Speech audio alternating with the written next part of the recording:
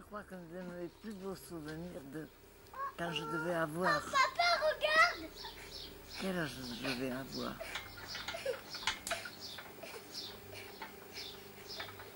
Mamie, regarde! Regarde, elle fait un Je ne sais pas, je suis née en septembre. Je devais avoir 3 ou 4 ans. 3 ou 4 ans. Je crois que c'est le souvenir dont je garde le plus lointain souvenir. Est-ce que c'est le plus beau? Je ne sais pas. Oh, regarde! Mamie, regarde! C'est de l'arbre de Noël. Mamie, regarde! C'est un arbre de Noël. D'accord. Dans le temple. Cet arbre de Noël était très haut. Il y avait des bougies sur cet arbre. Et quand je suis entrée dans l'arbre, je me vois donnant la main à ma maman. Et bien quand j'ai vu cet arbre, ça sentait une odeur que j'ai encore dans le nez, je dirais. Une espèce d'odeur de bougie et de résine. Et c'était l'arbre surtout qui avait fait ma joie, tu Il vous vois. a impressionné. Oui, cette joie. Et parce que quand on était entré, on avait joué de l'harmonium et on chantait, il y avait cet arbre tout illuminé. Je crois que c'est un des souvenirs les plus lointains et les plus jolis que j'ai. Et ça se passait où? Au temple du Pompidou. Ah, c'était au Pompidou. Au temple du Pompidou, oui. Il y avait ma mère, ma grand-mère et mon père. Nous entrions dans le temple. Regarde, mamie! Elle voit pas, Gauthier. Mamie? Oui, le jour où on me l'a donné, je l'ai fait tomber. Donc elle a eu la tête brisée.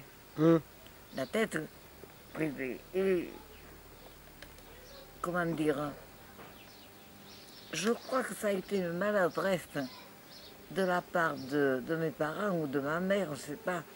Au lieu de me consoler, parce que c'était un gros chagrin, on m'a grondé, vous voyez, parce que j'avais laissé tomber la poupée, qui était le cadeau d'une cousine.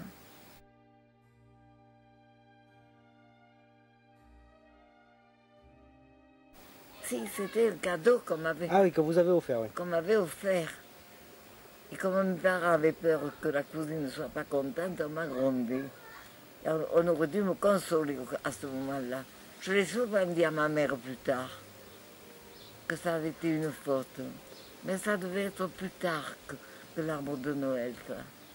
Et vous vous souvenez bien de vos parents? Comment ils étaient? Oui, oh, je me souviens très bien de mes parents. Alors là, bien sûr, tu sais, quand même, Oui, on n'oublie pas. mes parents... Mais qu'est-ce qu'ils faisaient? Ah ben, mes parents, mon père était boulanger, mais tu sais, quand même, mon père et ma mère sont morts, j'étais déjà institutrice. Oui. Donc, j'en ai un souvenir très précis. Ma mère, c'était une... Tu vois, mon père était très peu religieux. Je ne sais pas même s'il croyait en Dieu. En fait, il allait au temple les jours de grandes fêtes, Pâques et la Trinité, comme on dit. Ma mère allait au temple tous les dimanches. Je crois qu'elle était moins... Elle était protestante, mais elle était moins protestante que ma grand-mère, par exemple. Parce que ma grand-mère, elle habitait Gabriac. Ma grand-mère, c'était une protestante, comment dire, rigide, tu sais. Elle était très à cheval sur les principes. Et je garde de ma grand-mère de Gabriac un souvenir à la fois affectueux et un peu, comment dire, un peu de crainte, tu vois. Parce que je me souviens, quand on était à Gabriac en vacances, à Pâques ou à Noël, papa nous amenait à Gabriac chez la grand-mère pendant quelques jours, pour qu'elle profite de... Et j'ai été avec Suzy, avec ma soeur. Et il y avait mes cousins, là-bas aussi, mais qui étaient plus jeunes que moi. C'était donc moi qui étais responsable de la petite bande. Du moins, ma grand-mère le concevait comme ça. Tu es la plus grande, donne l'exemple. Tu es la plus grande, tu ne dois pas faire ça. Tu dois faire ceci, cela. À l'âge de 13 ans, je suis allée à l'école primaire au Pompidou. J'ai passé mon certificat d'études au Pompidou. c'est le père de Franck Ménadé qui, à ce moment-là, m'a fait passer mon certificat d'études. Il y avait une maîtresse, mais à un moment donné, on l'a envoyé faire l'école au Mas-Roger, parce que le maître du Mas-Roger avait été mobilisé. Alors c'est le maître du Pompidou qui avait tous les élèves. L'école était devenue mixte pour quelques mois. Et on allait se passer le certificat d'études à Bar des Cévennes. D'accord. Voilà. Et mon certificat d'études, j'ai pu le passer qu'à l'âge de 12 ans, révolu, parce que la loi était ainsi faite. Moi, j'avais mes 12 ans à septembre, tu vois. Alors, j'aurais été prête avant, un an avant, mais je n'avais pas l'âge voulu parce que j'étais née en septembre. Il aurait fallu être né en décembre avant. Donc, je suis partie en classe un peu plus tard. Et alors là, je suis allée pendant un an à Mende comme interne. J'ai été malheureuse là-haut parce que d'abord c'était la guerre, on mangeait mal, on n'était pas chauffé, l'eau était très froide quand il fallait se laver. J'ai été malade et on m'a oublié pendant 24 heures à l'infirmerie sans rien me dire. Et bien, tu te figures qu'une petite fille de 14 ans, 24 heures dans une pièce toute seule avec la fièvre, j'ai plus voulu retourner à Mende après moi. L'année d'après, je suis allée à Nîmes. Et j'étais en pension chez ma tante, qui était comme ma mère, assez rigide comme éducation, une très brave femme, très affectueuse, qui m'a aimé beaucoup, qui m'a beaucoup gâtée quand même. Mais là, il n'y avait pas de... Il n'y avait pas à raisonner. Le temple, on allait le dimanche à 11 h, on allait au temple. C'était d'ailleurs pas désagréable parce qu'il y a à Nîmes des orgues qu'on faisait marcher et puis en fait ça me déplaisait pas. Quand j'allais au temple, j'écoutais ou j'écoutais pas. Ouais. Et j'ai préparé l'école normale à l'école supérieure à Nîmes. Et vos parents étaient toujours au Pompidou? Et mes parents étaient toujours au Pompidou. Mon père a été mobilisé dès 14. Ensuite, il est resté un peu dans la région parisienne. Ma mère était allée le rejoindre, le voir. Puis il a été envoyé à Verdun. Et il a été blessé à Verdun, mon père. Il a été blessé au bras. Alors il a été envoyé en convalescence dans le Loir-et-Cher. Et puis après, pendant qu'il a été en convalescence, je ne sais pas comment on l'a soigné, mais enfin, il n'avait pas bien soigné ou pas assez bien. Bref, il a pris une pneumonie, on l'a expédié sur un autre hôpital à Montpellier, et puis après, on l'a envoyé en convalescence au Pompidou. On l'a laissé quelque temps au Pompidou, parce qu'il était très malade, il avait en même temps pris des gaz à Verdun, tu sais. Ouais. Alors il était arrivé au Pompidou très maigre, le bras encore en écharpe, enfin à peine quoi. Enfin, il s'en servait pas bien. Et il était pas comme les gens d'habitude, il était jaune, comme un citron, tu sais. Mmh. Il avait la peau, et c'était les gaz qui avaient fait ça.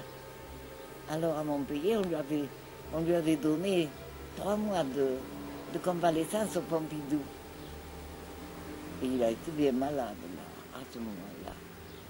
Il y avait quelqu'un pour faire le pain, c'était un soldat plus âgé qui faisait le pain au Et Pompidou. donc là, oui, il y avait quelqu'un qui le remplaçait pour faire le pain. Pour faire le pain, oui. Et la boulangerie était en bas du village, là, Elle était dans la maison où de Cabanel. maintenant ma belle-sœur a dit là. Ah, d'accord. Et puis alors, quand la guerre a été finie en 18, alors en 18, c'est au moment où moi je suis entrée à l'école normale, mon père a repris le travail là, et la propriété en même temps, bien entendu. Et c'est mon frère, je crois, non, c'est Suzy qui a été en pension à Nîmes après. Puis Eugène a été au lycée quand moi quand moi je sortais, ou enfin quand j'entrais à l'école normale, peut-être. Eugène, c'était Comment? Eugène, c'était qui? Eh bien, Eugène, c'est le père de Eugène Bringer, mon frère. C'était mon frère. Ah d'accord.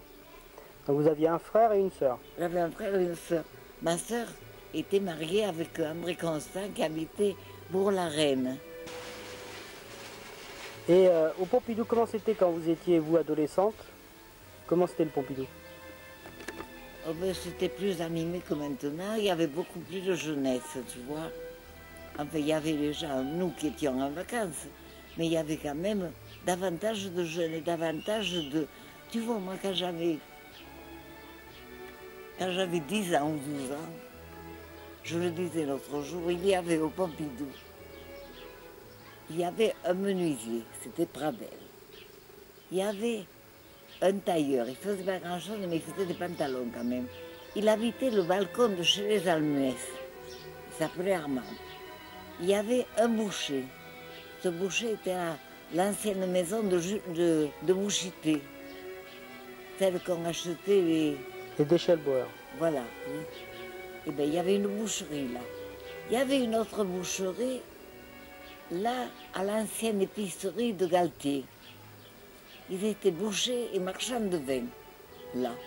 Il y avait un forgeron dans la maison qui a été vendue dernièrement, je crois. On m'a dit qu'elle était vendue. Elle appartenait à Madame Nouguet.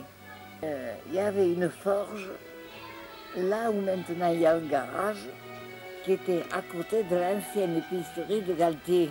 D'accord. Ah ok, je vois, oui. Du même côté que ta maison à toi. Très bien, oui, je vois, très bien, oui. Oui, et alors là, il y avait, c'était le grand-père de Madame Nouguet, était forgeron.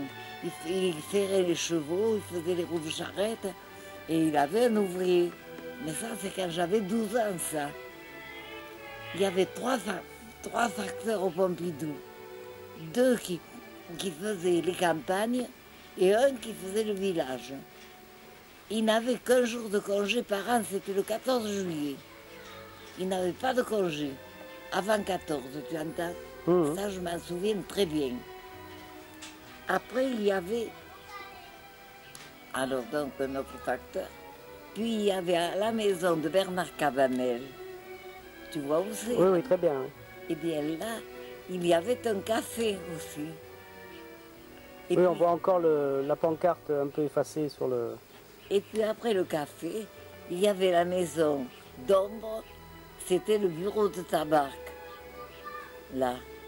Et elle vendait des bonbons aussi, enfin, des machins comme ça. Alors le café de Marinette, il a été fait quand?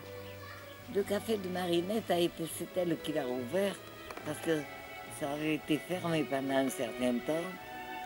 Et elle a dû le rouvrir, je ne sais pas, moi, peut-être en 40. Ou peut-être un peu avant, guerre avant quand même. Et puis la maison de Tinel, qui est à côté de la maison de ma belle-sœur, qui a été réparée par Tinel. C'était une grange avant. D'accord. Il y avait quand même 2 classes au Pompidou. Mmh. Et votre maison, c'était celle-là ou c'était, il y en avait une autre? Comment? Votre maison, dans votre enfance, c'était celle-là? C'était la maison qui est la maison de ma belle-sœur maintenant. Alors là, il y avait le four en bas. Parce que quand mon père est tombé malade, alors après mon père a eu une attaque et a été paralysé. Alors on a remis la boulangerie, c'est Roger Galtier qui l'a prise. À un moment donné, il a fait le pain dans notre maison, puis il a fait faire un four et il s'est installé lui-même. D'accord. Et vos amis d'enfance, c'était qui alors au Pompidou? Oh, mes amis d'enfance, c'était les amis qui étaient à la gendarmerie, il y avait des enfants. Il y avait des gendarmes qui avaient des enfants, il y avait 2 filles, 2 garçons, 4 filles dans la gendarmerie et 2 garçons. J'étais en classe avec eux. Des enfants Joannet et Marquis et Hugonnet. Et puis il y avait les enfants Chausse, la maison Chausse, que maintenant Jean-Claude. Jean-Claude. Et bien, il y avait deux enfants là. Adrienne, qui a été comme moi institutrice, et Marcel, qui a été posté à Paris. Il y a ces deux enfants là. Et puis il y avait des enfants de la campagne. Tu sais, de la Louvière, il montait une douzaine d'enfants à l'école. Ah, c'est beaucoup. Alors que maintenant, il n'y a personne. Il y avait la famille Soulier, il y avait la famille Rousset, les trois Rousset. Il y avait trois familles Rousset à la Louvière. Elles avaient toutes des enfants. Il y avait des clercs chez lesquels il y avait 7 enfants, mais tous n'étaient pas encore en classe en même temps. Moi, je suis pas allée en classe avec les deux aînés, mais je suis allée en classe avec les autres. Et quand ils montaient de la Louvière, c'était presque une vraie classe qui montait. Mais ça, c'est quand j'avais 12. Quand je suis partie, j'avais 13 ans quand je suis partie du Pompidou. Et vous êtes allé à Nîmes? Et je suis allée, je suis venue d'abord en Inde, un an, Oui, en pension. et puis à Nîmes. À Nîmes, chez ma tante, mais je n'étais pas marche, ma tante. Et votre mari, vous l'avez rencontré où? Pour mon mari, moi, je ne suis pas mariée de voleur, moi. J'ai été nommée institutrice dans la vallée de Trèves, dans un poste qui était épouvantable, un poste de début. Quand j'ai débuté, j'avais 17 élèves dans cette classe, de l'âge de 5 ans à l'âge de 12 ou 13 ans. J'en avais 17 et j'avais eu uniquement 5 Français. Parce que dans ce coin-là, du côté de Trèves, il y avait des mines de plomb argentifère à Villemagne, ça s'appelle. Je crois qu'elles sont fermées, ces mines. Et alors, ils employaient des ouvriers étrangers. J'avais en particulier beaucoup d'Espagnols et de Polonais.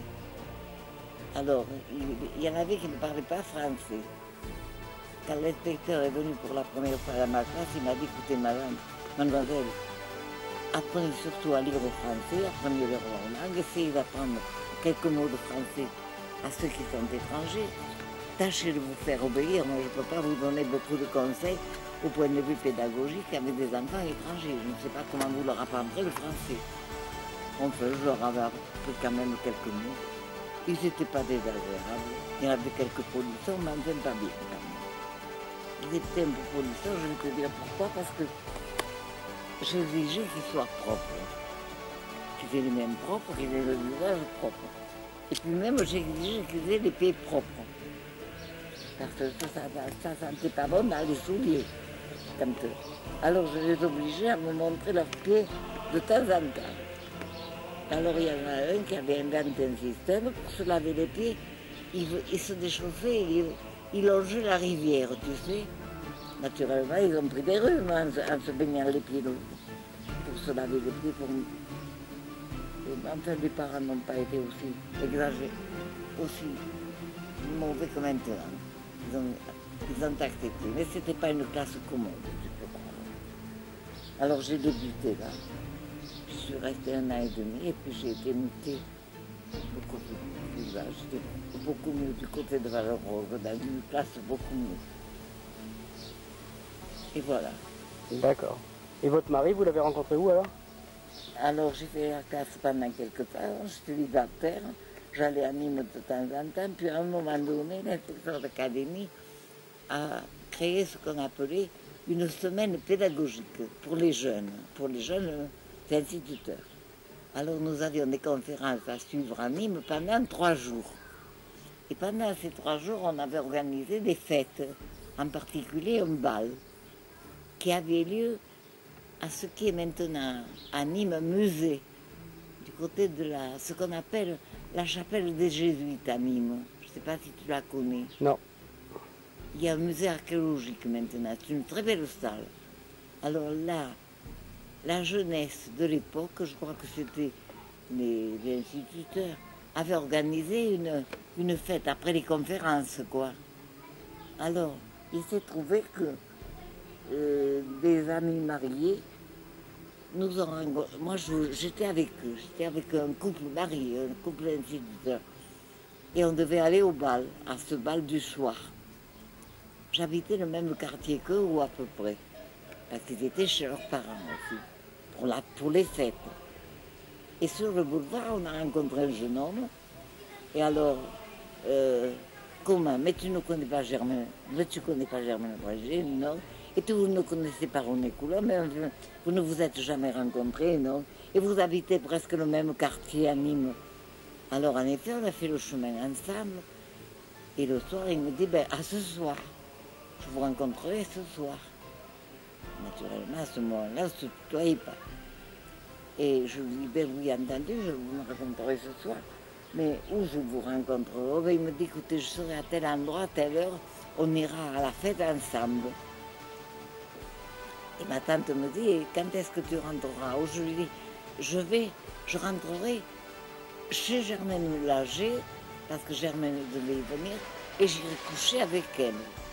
Alors, il n'y avait pas le téléphone à ce moment-là, mais en fait, la tante me dit, tu as couché chez Germaine, ça va, je ne t'attendrai pas. Je devais avoir à ce moment-là quand même l'âge de raison, je te dirais. Alors, elle ne m'a pas demandé autre chose, évidemment. J'ai dansé beaucoup avec mon futur mari, que je ne savais pas, et avec d'autres d'ailleurs. Et on s'est quitté après le bal. Et je suis allée chez Germaine. Et quand j'étais dans mon poste de nouveau, à ce moment-là, quand j'étais... Eh bien, il m'a écrit, il m'a demandé de me rencontrer, voilà. D'accord, c'est une belle histoire. Et alors, je suis venue à Nîmes chez ma tante, comme je venais tous les samedis ou souvent. Mais à ce moment-là, je m'étais rapprochée de Nîmes, je n'étais pas loin. J'avais eu 2 mutations depuis. J'avais fait la classe pendant un certain temps près de Valleraugue, un village qui s'appelle Taléra.